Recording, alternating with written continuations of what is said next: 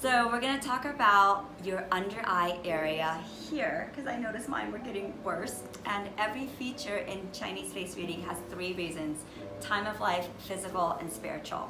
Okay, so the under eye area is an area called unshed tears. It also is your kidneys. And if you have dark circles, it could mean one, that you need sleep. I need sleep.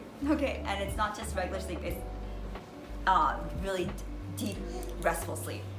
Now, this is a water element area.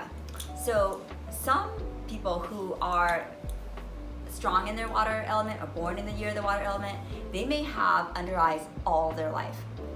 Bella is a water element. So she's 5, and you can tell right here on her under eye, she'll always have like these bags.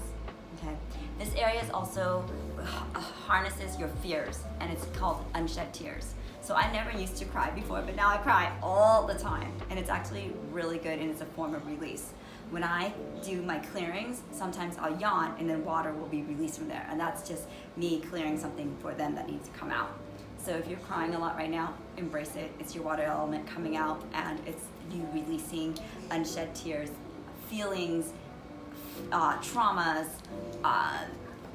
and worries, just all those feelings that are in there that you aren't expressing or letting out. So embrace those tears, especially if you have been lately, if you're doing healing work. So the other way that you can help this area too is by tapping. Tapping is amazing, and breathing in a little bit deeper. And then you can ask to release whatever it is that you need to. So please remove this pain from me now. Please remove the anxiety that I have from me now. Okay, tap it away. So I hope that helps you with releasing whatever it is that you want to release right now. Embrace your unshed tears.